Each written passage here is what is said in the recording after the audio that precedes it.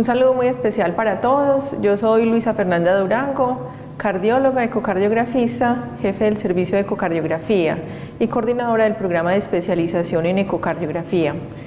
Para este módulo me invitaron a hablar sobre el papel que tiene la ecocardiografía y el ECMO. No tengo ningún conflicto de interés y en los próximos minutos voy a intentar hablar sobre el tema de la importancia que tiene la eco en todo el proceso de atención de los pacientes con ECMO, desde la selección de los pacientes, el proceso de canulación, el seguimiento que se le debe hacer a los pacientes y la liberación. Ya con el paso del tiempo también creo que vamos a tener que incluir la quinta fase, que es la evaluación post-ECMO a largo plazo. Para empezar hay que decir que no hay unas guías avaladas por las sociedades ni por ecocardiografía ni de cuidados intensivos que nos den las indicaciones precisas de qué debemos hacer por parte de ecocardiografía.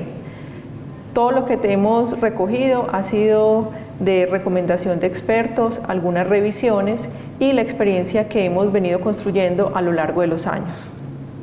Para comenzar, vamos a hablar con un caso clínico que seguramente puede ser muy común para muchos de ustedes. Tenemos un hombre de 21 años, sin antecedentes patológicos de importancia, que el pasado 10 de marzo de este año sufrió quemaduras con llama en la cara, dorso y manos del 25% de la superficie corporal. 4 días después empieza con deterioro respiratorio. En la unidad donde se encontraba se intubó y se inició ventilación mecánica. Posteriormente desarrolla rápidamente un choque y un síndrome de disfunción orgánica múltiple con compromiso renal, hepático y hematológico. Se hace endoscopia y broncoscopia que descartan quemaduras de la vía digestiva y la vía aérea e inicia el manejo antibiótico y soporte con norepinefrina a dosis elevadas. El 18 de marzo, por mala evolución del paciente, solicitan valoración para ECMO por la presencia de hipoxemia con presiones de meseta en ese momento de 35, PAFI de 56, en prono, sin acidosis respiratoria. Aquí tenemos un caso común de una falla respiratoria a quien las terapias estándares no han logrado tener una evolución adecuada con el paciente. Entonces, una de las preguntas que podemos hacernos en este punto es ¿qué nos puede aportar la ecocardiografía antes de tomar la decisión? Primero, hay que tener en cuenta que es una situación apremiante que necesitamos tomar una decisión rápida, entonces no puede ser un estudio que sea demasiado largo, sino que nos aporte la información necesaria para poder tomar la decisión. Podemos hacerlo por eco transtorácico o por eco transesofágico y eso va a depender de la disponibilidad del recurso y de la situación en donde nos encontremos. Básicamente, ¿qué esperamos de la eco en este momento? Para una decisión de un ECMO venovenoso es importante saber cómo está el ventrículo izquierdo, cuál es su tamaño, cuál es la función sistólica y diastólica, si tiene un compromiso de las válvulas, si hay insuficiencias mitrales o aórticas o alguna patología valvular que no se conozca y que puedan contraindicar o por lo menos cambiar la evolución o cambiar la conducta que se vaya a tomar con ese paciente. Entonces, entre más información podamos obtener de ese ventrículo, mucho mejor, porque nos va a servir para comparar durante la evolución de ese paciente. Pero básicamente es tener claro cuál es la función sistólica del ventrículo izquierdo, cuál es el tamaño y la geometría ventricular, y cuando hablamos de función sistólica no solamente sería la fracción de eyección del ventrículo izquierdo, sino ojalá pudiéramos tener un strain, una velocidad sistólica. Entre más información mucho mejor, acompañado de la evaluación de la función diastólica y de las estructuras valvulares. En las cavidades derechas también es muy importante conocer cuál es el tamaño, cuál es el índice de excentricidad, cuáles son los parámetros de función sistólica, que básicamente los más frecuentes que todos conocemos es el TAPSE y la onda S de la velocidad tisular del anillo tricuspidio, pero también hay otras como el strain de la pared libre, el cambio de área fraccional y, si tenemos el recurso, una cuantificación de la fracción de eyección por 3D, por 2D no está avalado. En la válvula tricúspide es muy importante, sobre todo en este caso, conocer si tiene una insuficiencia y qué severidad tiene. También conocer la arteria pulmonar, evaluar muy bien la presión sistólica pulmonar y conocer si hay alguna alteración de las estructuras septales, variantes anatómicas y la presencia o no de derrame pericárdico.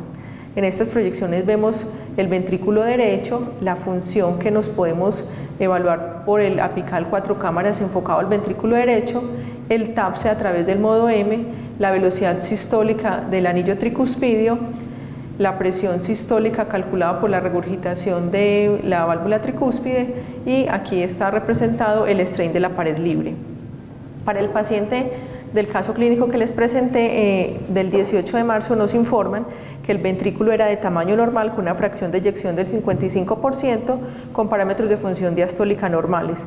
Un ventrículo derecho normal con disfunción sistólica con un TAPSE de 12 no nos dan más información, cavidades auriculares bien y las estructuras valvulares solamente con una insuficiencia tricuspidia trivial que es una variante normal y por lo demás no había ninguna característica. Por lo tanto, en este punto desde la ecocardiografía podemos decir que es un paciente que es apto para el ECMO venovenoso, porque tiene un ventrículo izquierdo que puede soportar los cambios que se pueden presentar más adelante. Y en este punto entonces ya si todo el equipo toma la decisión de llevar el paciente a ECMO, el paso siguiente es programar la canulación. En este punto la ecocardiografía también juega un papel importante. Aquí vale la pena decir que no es indispensable, no es fundamental la eco, pero cada vez hay más reportes y la experiencia nos muestra que la guía de la ecocardiografía ayuda a mejorar mucho el proceso porque disminuye el número de complicaciones y permite tener una posición más adecuada de las cánulas. Entonces, en este punto la ecocardiografía tiene dos objetivos básicos. Primero, guiar la canulación y segundo, detectar las complicaciones. Idealmente lo deberíamos hacer con eco transesofágico, pero como les dije al principio, eso va a depender de la disponibilidad del recurso y la experiencia de quien esté en ese momento a cargo del procedimiento. Que se ha demostrado que cuando hay una guía ecocardiográfica pueden haber menos lesiones vasculares porque se visualiza por dónde van las cánulas, hay menos tasa de reposición posterior al inicio del ECMO y menos taponamientos asociados a la canulación. Todos sabemos que el ECMO venovenoso puede tener dos formas de canulación, cuando es por doble cánula o por cánula única como la del Avalon. Para ustedes es muy familiar esta diapositiva. Aquí lo importante es que por la ecocardiografía vamos a tratar de evaluar la posición de las cánulas.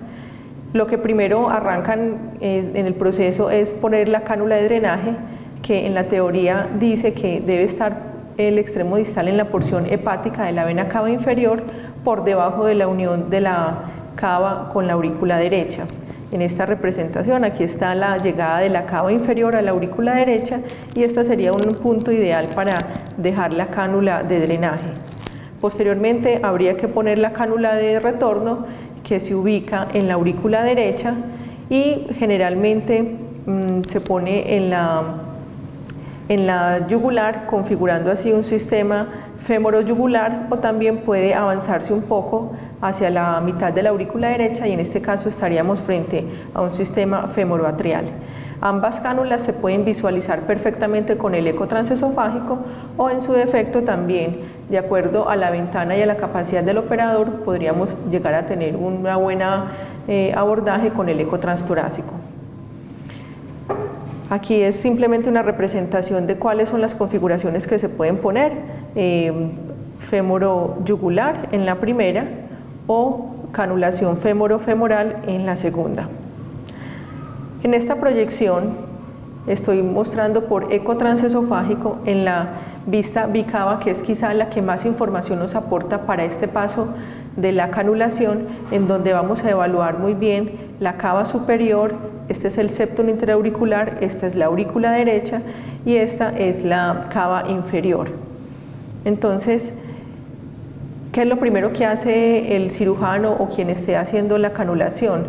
Introduce la guía por la vena femoral llega a la vena cava inferior y accede a la aurícula derecha por la cava inferior, como lo está mostrando aquí esta imagen donde se ve la llegada de la cánula. En este caso está chocando contra el septum interauricular y si no tuviéramos esta guía es posible que se pudiera dejar ahí, pero como la eco precisamente nos va a ayudar a localizar bien la cánula, en este caso se recomienda retirar para que quede en la unión cabo-atrial y no dentro de la aurícula. Si en algunas ocasiones esa proyección es difícil, podemos hacer modificaciones, ir a un transgástrico y evaluar la llegada de la cava inferior a la aurícula, como en esta imagen, en donde estamos viendo justo la punta de la cánula por debajo de la unión de la cava con la aurícula derecha. Este es un punto ideal que queda por debajo de las suprahepáticas porque permite tener un mejor comportamiento en el sistema. En esta proyección muchas veces no tenemos o el eco transesofágico o simplemente el eco transesofágico no permite una adecuada visualización de la vena cava inferior, que es una estructura que hay veces difícil de encontrar. Entonces nos podemos apoyar también con el eco transtorácico en una proyección subcostal. Aquí vemos la vena cava inferior, aquí vemos la cánula y la localización. Aquí estamos viendo también cómo avanza la cánula a través de la cava inferior y en este caso también en la fase de implantación de la cánula se recomendaría dejarla un poquito por debajo de la unión cabo-atrial. Pero aquí simplemente es ratificar la importancia que tiene la guía ecocardiográfica, bien sea por eco transesofágico o por eco transtorácico, para el posicionamiento adecuado, el más óptimo de este sistema de canulación. Ya para la cánula superior, entonces nos volvemos a ubicar, si es el caso y tenemos disponible la eco transesofágica, en la proyección bicava. En este caso, esta es la cava superior y aquí está entrando la cánula. Cuando estábamos comenzando a implementar esta terapia, nos pedían que midiéramos la distancia entre las dos puntas de la cánula, tanto la inferior como la superior, y porque la teoría decía que debía haber una distancia mínima, unos decían 9 centímetros, otros 6 centímetros, pero es una medida que es difícil porque no siempre se pueden obtener en una misma proyección las dos cánulas. El hecho es que estemos seguros que la cánula no avanza más allá de la unión cabo-atrial o que no esté muy metida o que no esté en contacto directo con la otra cánula, que eso puede ocurrir cuando estamos haciendo la canulación a ciegas. Aquí nuevamente el mismo caso en donde vemos en el extremo más proximal de la unión cabo-atrial superior la punta de la cánula, que sería un punto ideal para dejar la canulación en ese paciente. Ese cuando tenemos una cánula, vamos a hacer una canulación con doble cánula. La otra opción, que hay veces la tenemos disponible en nuestro medio, es cuando se va a utilizar una cánula de Avalon o una cánula única, que ustedes también la conocen muy bien, que simplemente tiene la ventaja sobre la anterior, que solamente tiene un acceso y permite movilizar mejor al paciente, menor riesgo de infección, menor riesgo de sangrado, pero técnicamente es más retadora y exige que tengamos una visualización de la punta de la cánula, que todos los orificios estén donde deben quedar, es decir, el distal debe estar en la vena cava inferior, el medio debe estar dirigido el flujo hacia la válvula tricúspide y el proximal en la unión cabo-atrial. Entonces, aunque tiene ventajas, también desde el punto de vista técnico es más exigente, y este es uno de los casos en que la ecocardiografía sí es fundamental para la adecuada implantación de la misma. Aquí vemos otra proyección en donde nos muestran dónde deben quedar los orificios de esta cánula para que el sistema funcione muy bien. El orificio distal, como dije, debe quedar en la vena cava inferior, 3 a 5 centímetros, respetando las venas suprahepáticas. El orificio proximal, que se comporta como el del drenaje, debe estar en la unión de la cava superior con la aurícula derecha y el orificio central, que es el de retorno, dirigido hacia la válvula tricúspide con un flujo laminar. Una posición inadecuada de la cánula de Avalon puede traer muchas complicaciones a largo plazo y se ha descrito, por ejemplo, que la punta de la cánula se dirija hacia la vena hepática o que por el contrario la punta de la cánula avance hacia el ventrículo derecho o que la cánula quede muy poco profunda y solamente llegue a la aurícula derecha, y en todos los tres casos el sistema no va a funcionar adecuadamente. Para resumir, ¿cuáles son las proyecciones recomendadas cuando vamos a utilizar el eco transesofágico en la canulación del Avalon? Entonces la más útil es la medioesofágica bicava porque vamos a evaluar la punta del catéter distal en todas sus tres porciones. También podemos hacer una modificación de esa proyección o en el medioesofágico buscar la entrada, la proyección de entrada y salida del ventrículo derecho, o en un transgástrico también buscar la entrada del ventrículo derecho, y en cualquiera de ellos el objetivo es evaluar que el flujo a través de la tricúspide sea laminar y que esté en adecuada dirección. Aquí les presento un segundo caso. Es un hombre de 30 años que tenía una insuficiencia respiratoria por neumonía aspirativa y que iba a ser llevado a la canulación con Avalon para un ECMO venovenoso. En este caso, por ejemplo, estamos viendo que la cánula superior está muy avanzada. Aquí está llegando casi a la cava inferior, muy cerca de la valva de Eustaquio que tenía este paciente. Aquí mucho más claro para todos es que esta cánula avanza demasiado y debe seguir dirigiéndose hacia la vena cava inferior para lograr su posicionamiento adecuado. Cuando se va a hacer la evaluación del flujo, se observa que hay un flujo muy turbulento que va dirigido hacia la valva posterior de la tricúspide, que no está entrando directo al ventrículo derecho, y coincidía con que la saturación de ese paciente había subido, si bien del 82 al 90%, se esperaba que la saturación fuera mucho mejor. En este caso se reacomodó la cánula y podemos ver cómo este flujo laminar que viene de la porción media de la cánula se dirige directamente hacia la válvula tricúspide y pasa sin ninguna restricción hacia el ventrículo derecho, y eso nos confirma la adecuada posición de la cánula y coincide con la mejoría de la saturación que logró subir hasta el 98%. Entonces, nuevamente, con eco transesofágico para este caso es requisito para que la cánula quede en la posición que queremos y que funcione adecuadamente. Aquí es otro caso en donde vemos que el flujo está inapropiado porque se está dirigiendo hacia el septum interauricular.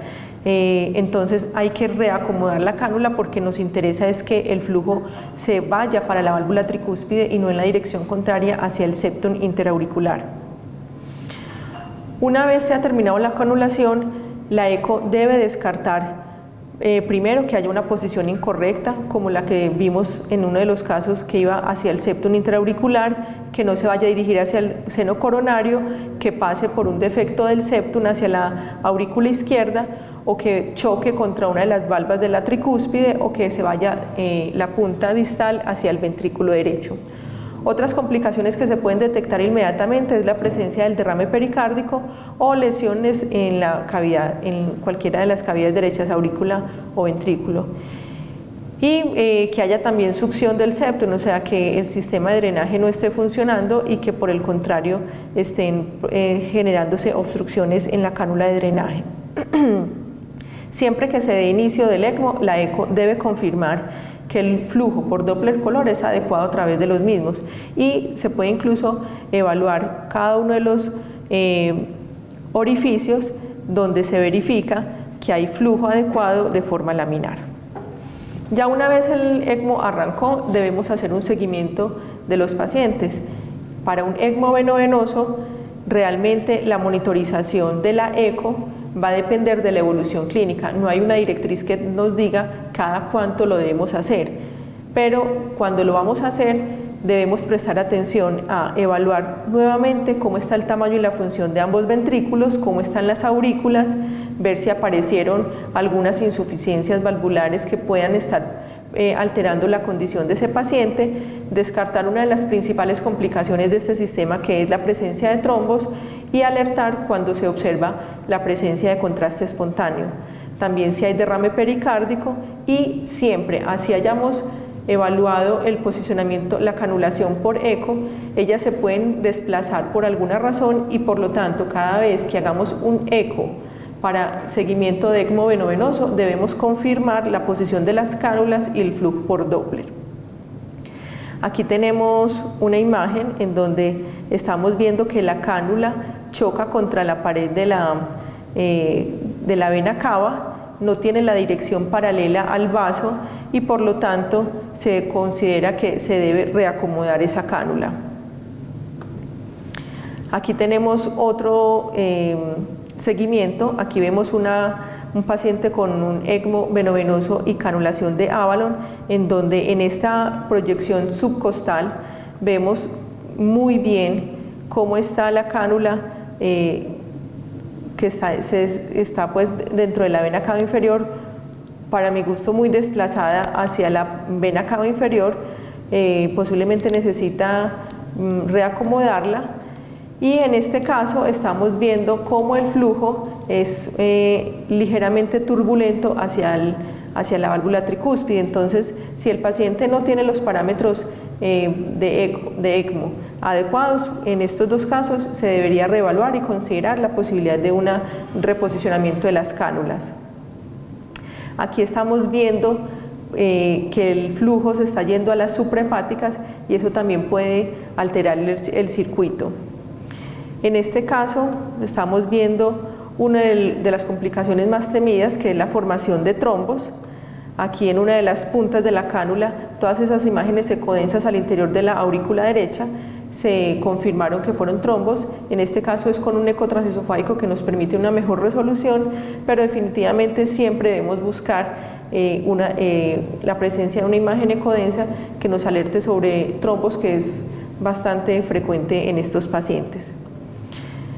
En el caso clínico inicial que les había presentado del paciente que sufrió la quemadura, el paciente evolucionó regular y se consideró un ECMO venopulmonar para ayudar a mejorar la respuesta de este paciente. Estos ECMOs venopulmonares, la idea es poner la cánula sobre la arteria pulmonar para mejorar el proceso pues, de oxigenación. En la primera imagen vemos por fluoroscopia cómo llena la arteria pulmonar. Se logra ver que la punta de la cánula está llegando a la arteria pulmonar.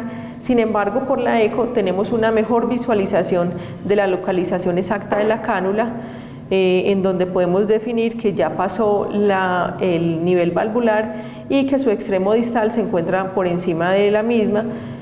Ya va a depender de cada paciente y de la configuración que se le quiera hacer en dónde puede quedar la cánula. Pero es quizás uno de los sistemas en donde, si se tiene esta ayuda de eco para la canulación venopulmonar, se puede mejorar mucho el rendimiento de este sistema. Si el paciente ha evolucionado bien y ya el grupo considera que se puede considerar la liberación del ECMO venovenoso, realmente por ecocardiografía nosotros no tendríamos un parámetro sin el que no se pueda tomar la decisión. Es decir, quien toma la decisión de retirar el ECMO venovenoso, pues lo hace obviamente todo el equipo, pero la eco en este caso no va a aportar mayor información, simplemente nos va a confirmar que si se presentó alguna complicación ya se haya resuelto y que el ventrículo pues esté en condiciones para continuar con el proceso de liberación. Pero realmente en el sistema venovenoso la eco no es fundamental, sí apoya pero no es fundamental.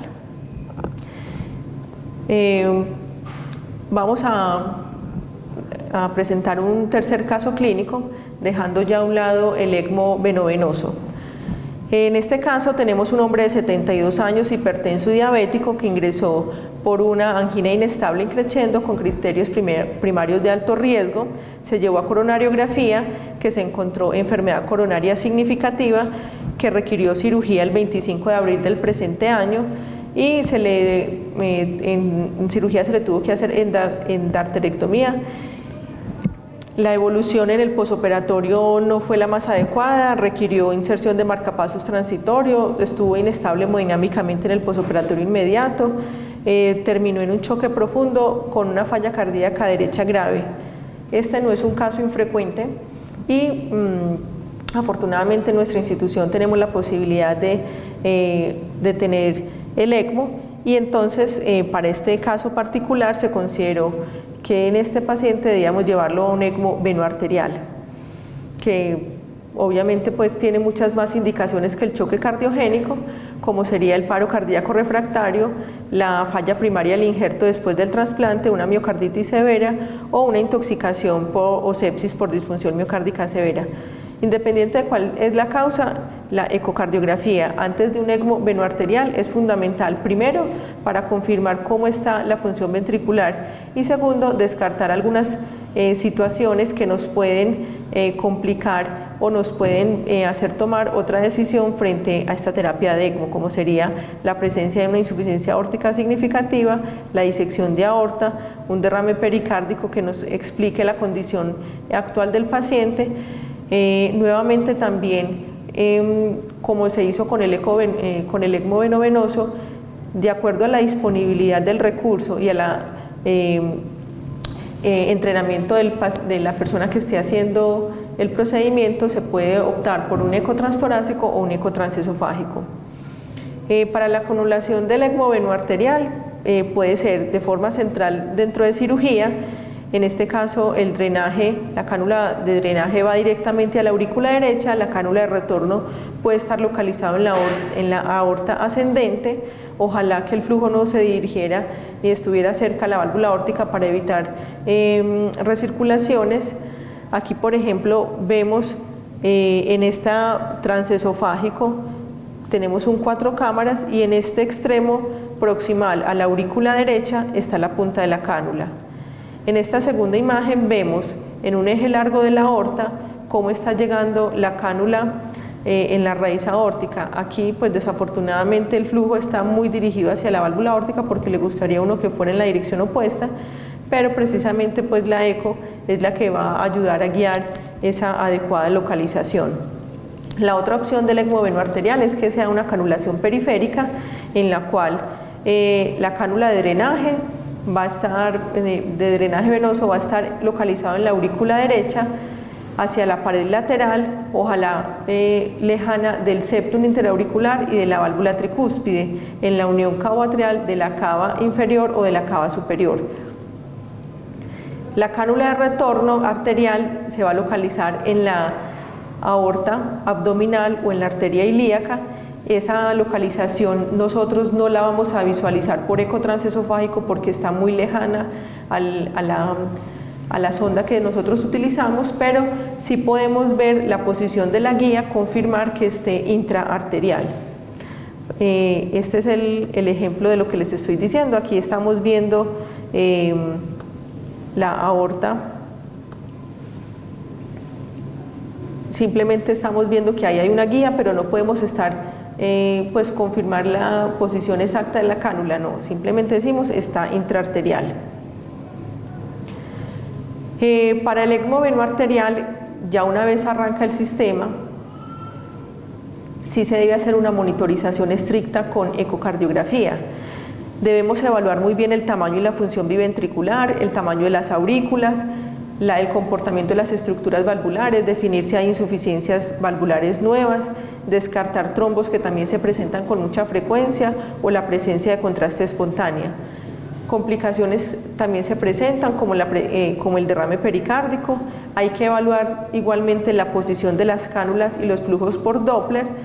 El tamaño y el colapso de la vena cava inferior también ayudan a definir el estado de volemia y el comportamiento hemodinámico. Obviamente evaluamos la causa preexistente que llevó al paciente al ECMO venoarterial y muy importante hacer un seguimiento de la apertura de la válvula aórtica y en este caso particular es fundamental hacer una medición del BTI aórtico que es utilizando el Doppler pulsado en el tracto de salida del ventrículo izquierdo. Eso se hace preferiblemente con un eco transtorácico porque nos permite hacer una mejor alineación del transductor, mientras que con el eco transesofágico realmente encontrar la válvula aórtica en la adecuada posición es más difícil. Tengo entendido que en algunas instituciones, no esta, algunas veces hacen seguimiento con eco transesofágico, lo cual si el paciente tiene una buena ventana para hacer el eco transtorácico no se necesita. Es decir, con el eco transtorácico se obtiene la misma información o pues una información adecuada para tomar las decisiones en estos pacientes. Lo importante es que el paciente sí tenga la ventana acústica para poder hacer el procedimiento adecuadamente. Aquí les estoy mostrando para el cálculo del BTI y el cálculo del gasto cardíaco es indispensable evaluar el diámetro del tracto de salida que se evalúa en el paraesternal eje largo, y en el apical 5 cámaras se evalúa con el Doppler pulsado el BTI aórtico. En el seguimiento es muy importante, aquí estoy presentándoles un paciente con una cardiopatía dilatada severa que aparte de un derrame extenso que tiene, se le observa una imagen muy sugestiva de un trombo intracavitario.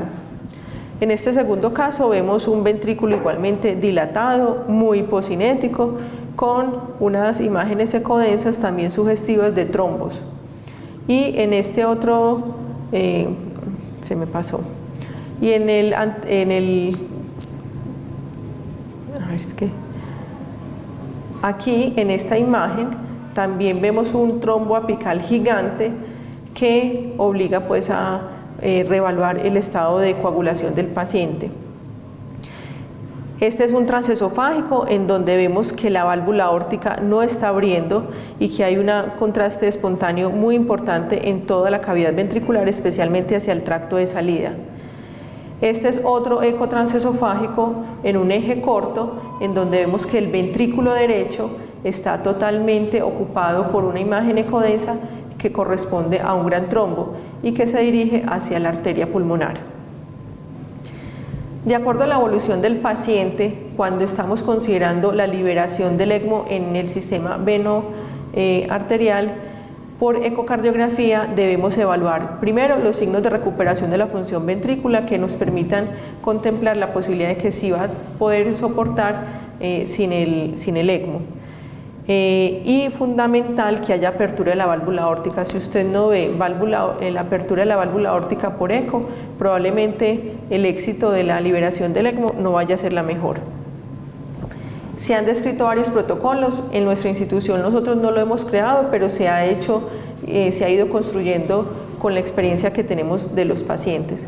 Lo primero que hay que hacer es comprobar que la etiología de la indicación por la que el paciente se llevó a un ECMO venoarterial se haya resuelto, que la función sistólica se haya recuperado o que por lo menos esté en una condición mucho mejor, que haya estabilidad hemodinámica y que la función pulmonar sea aceptable. Cuando esas tres condiciones se cumplen, yo puedo entrar a considerar hacerle pruebas y ayudado con eco para adelantarnos o ubicarnos si el paciente va a tener las condiciones de estar sin el ECMO. Lo primero, como les dije, es comprobar cómo está la función sistólica tanto del izquierdo como del derecho en condiciones en las que está utilizando el ECMO. El segundo paso es disminuir el flujo, se recomienda bajar a la mitad y en ese punto vamos a evaluar cómo está el ventrículo derecho, el tamaño y la función, y el ventrículo izquierdo. Si se distiende mucho el ventrículo derecho o el ventrículo izquierdo también, o se asocia con hipotensión sistémica, con eso son parámetros suficientes para detener la prueba y saber que este paciente todavía no se encuentra en condiciones y hay que esperar por lo menos 24 horas más a evaluar nuevamente la evolución. El tercer paso es, si ya superó la prueba del volumen, del flujo y no hubo un cambio muy dramático, podemos hacer una prueba con volumen, hacer un reto de volumen dándole una carga que va a depender de cada paciente y también vamos a evaluar nuevamente cómo está el ventrículo derecho y el ventrículo izquierdo una hora después de que se hayan hecho esos cambios. Si esta prueba también la toleró el paciente, una cuarta prueba sería iniciar un inotrópico, milrinona o butamina y evaluar cómo está la función del ventrículo derecho y el ventrículo izquierdo. Aquí generalmente en la institución lo que estamos haciendo es bajar el flujo, comprobar cómo está la función del ventrículo izquierdo y del ventrículo derecho y en algunos casos hacer reto de volumen. Casi nunca me ha tocado reto de inotrópicos, pero eso depende pues de la condición particular de cada paciente. ¿Qué factores nos pueden predecir por ecocardiografía el éxito de la liberación del ECMO? Básicamente que la fracción de eyección haya mejorado y que esté por encima del 20 o del 25%, que el BTI aórtico esté por encima de 10, algunos son más exigentes y piden que sea de 12 centímetros, que la velocidad de la onda S del anillo mitral esté por encima de 6 medido por Doppler tisular y que haya un aumento del 20% del strain en comparación al valor basal. También que el ventrículo izquierdo no esté muy dilatado, eso también dependerá de cuál sea la indicación y la condición con la que arrancó el paciente, que no haya derrame pericárdico y que progresivamente haya una mejoría del flujo anterógrado en la aorta descendente.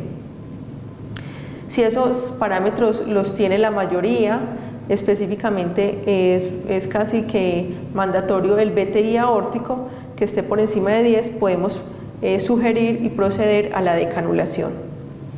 Una vez el paciente ya ha salido del ECMO, hay que hacerle también un seguimiento porque no es infrecuente que el paciente vuelva a recurrir a la misma terapia o que tenga unas secuelas importantes de las complicaciones que se presentaron con la terapia. Ya para concluir podemos decir que la ecocardiografía juega un papel fundamental en cada paso de la asistencia del ECMO, desde confirmar el diagnóstico y seleccionar el paciente, y no solamente el paciente, sino qué tipo de ECMO se va a utilizar. Nos puede ayudar también en la canulación para su correcta posición y disminuir las complicaciones. También ayuda en el monitoreo de los pacientes para detectar complicaciones y obviamente marca una pauta para definir cuándo puede ser el mejor momento de liberar este dispositivo. Como les dije, no hay unas guías, pero es indispensable para quien hace el procedimiento y quien solicita la ecocardiografía conocer muy bien la técnica, la configuración del ECMO que tengamos en ese momento y seguir un protocolo para que todos estemos hablando del mismo idioma. Es decir, si hablamos de un seguimiento del funcionamiento del ventrículo derecho con TAPSE, que todos se hablen con TAPSE. Si tenemos el Doppler tisular, si tenemos el cambio de área fraccional, o sea, que haya una comparación, unas medidas que nos permitan tomar las mejores decisiones para el éxito de los pacientes. Muchas gracias y espero que podamos todos aprender con esta terapia y seguir creciendo para el beneficio de los pacientes.